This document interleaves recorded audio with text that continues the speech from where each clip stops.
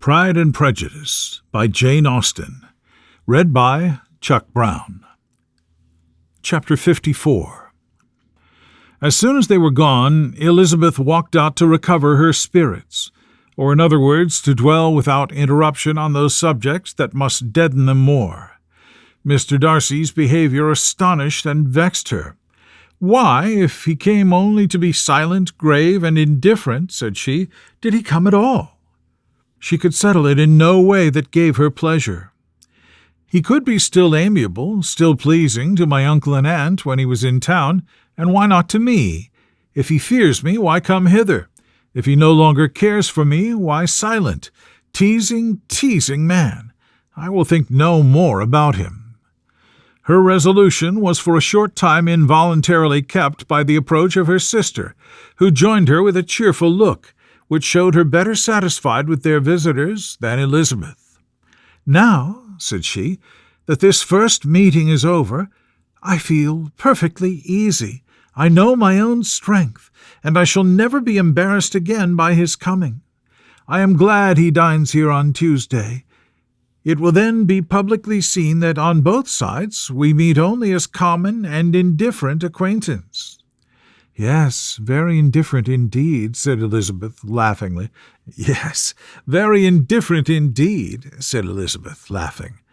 "Oh, Jane, take care." "My dear Lizzie, you cannot think me so weak as to be in danger now. I think you are in very great danger of making him as much in love with you as ever."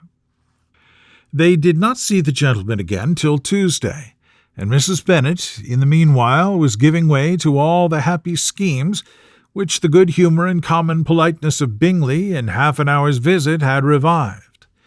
On Tuesday there was a large party assembled at Longbourn, and the two who were most anxiously expected, to the credit of their punctuality as sportsmen, were in very good time.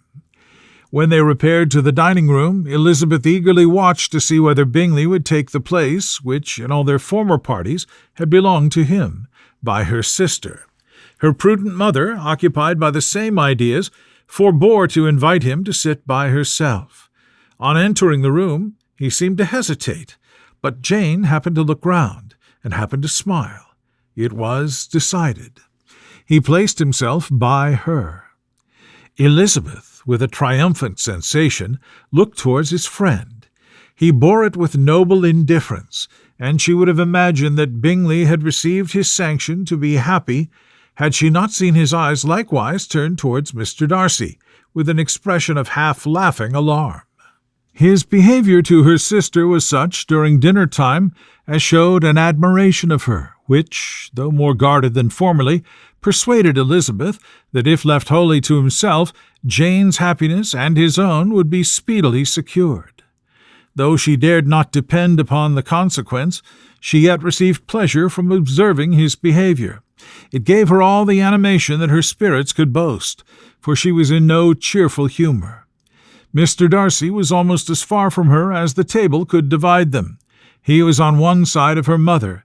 She knew how little such a situation would give pleasure to either, or make either appear to advantage. She was not near enough to hear any of their discourse, but she could see how seldom they spoke to each other, and how formal and cold was their manner whenever they did. Her mother's ungraciousness made the sense of what they owed him more painful to Elizabeth's mind, and she would at times have given anything to be privileged to tell him that his kindness was neither unknown nor unfelt by the whole of the family. She was in hopes that the evening would afford some opportunity of bringing them together, that the whole of the visit would not pass away without enabling them to enter into something more of conversation than the mere ceremonious salutation attending his entrance. Anxious and uneasy, the period which passed in the drawing-room before the gentlemen came was wearisome and dull to a degree that almost made her uncivil. She looked forward to their entrance as the point on which all her chance of pleasure for the evening must depend. "If he does not come to me then," said she, "I shall give him up forever." The gentleman came, and she thought he looked as if he would have answered her hopes. But alas! The ladies had crowded round the table where Miss Bennet was making tea, and Elizabeth pouring out the coffee in so close a confederacy that there was not a single vacancy near her which would admit of a chair. And on the gentleman's approaching, one of the girls moved closer to her than ever, and said in a whisper, "The men shan't come and part us, I am determined. We want none of them, do we?" Darcy had walked away to another part of the room. She followed him with her eyes, envied everyone to whom he spoke, had scarcely patience enough to help anybody to coffee, and then was enraged against herself for being so silly. A man who has once been refused. How could I ever be foolish enough to expect a renewal of his love? Is there one amongst the sex who would not protest against such a weakness as a second proposal to the same woman? There is no indignity so abhorrent to their feelings. She was a little revived, however, by his bringing back his coffee-cup himself, and she seized the opportunity of saying, "Is your sister at Pemberley still?" "Yes, she will remain there till Christmas." "And quite alone? Have all her friends left her?" "Mrs. Ainsley is with her. The others have been gone on to Scarborough these 3 weeks." She could think of nothing more to say, but if he wished to converse with her, he might have better success.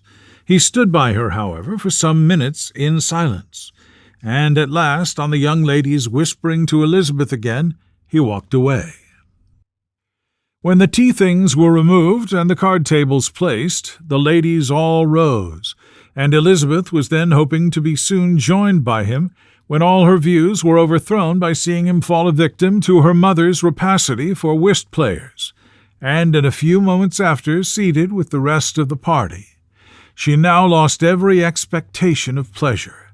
They were confined for the evening at different tables, and she had nothing to hope, but that her eyes were so often turned towards her side of the room as to make him play as unsuccessfully as herself. Mrs. Bennet had designed to keep the 2 Netherfield gentlemen to supper, but their carriage was unluckily ordered before any of the others, and she had no opportunity of detaining them. "Well, girls," said she, as soon as they were left to themselves, "what say you to the day? I think everything has passed off uncommonly well, I assure you. The dinner was as well dressed as any I ever saw. The venison was roasted to a turn, and everybody said they never saw so fat a haunch. The soup was 50 times better than what we had at the Lucases last week, and even Mr. Darcy acknowledged that the partridges were remarkably well done. And I suppose he has 2 or 3 French cooks at least. And, my dear Jane, I never saw you look in greater beauty. Mrs. Long said so too, for I asked her whether you did not. And what do you think she said besides? 'Ah, Mrs. Bennet, we shall have her at Netherfield at last.' She did indeed. I do think Mrs. Long is as good a creature as ever lived, and her nieces are very pretty behaved girls, and not at all handsome. I like them prodigiously." Mrs. Bennet, in short, was in very great spirits. She had seen enough of Bingley's behaviour to Jane to be convinced that she would get him at last, and her expectations of advantage to her family, when in a happy humour, were so far beyond reason that she was quite disappointed at not seeing him there again the next day to make his proposals. "It has been a very agreeable day," said Miss Bennet to Elizabeth. "The party seemed so well selected, so suitable one with the other. I hope we may often meet again." Elizabeth smiled. "Lizzie, you must not do so. You must not suspect me. It mortifies me. I assure you that I have now learnt to enjoy his conversation as an agreeable and sensible young man, without having a wish beyond it.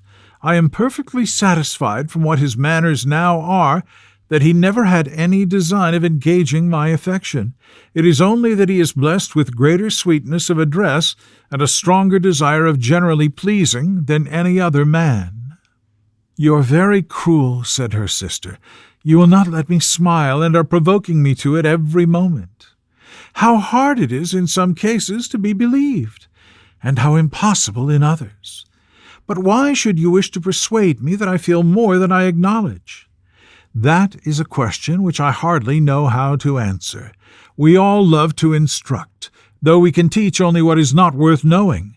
Forgive me, and if you persist in indifference, Do not make me your confidant. The End.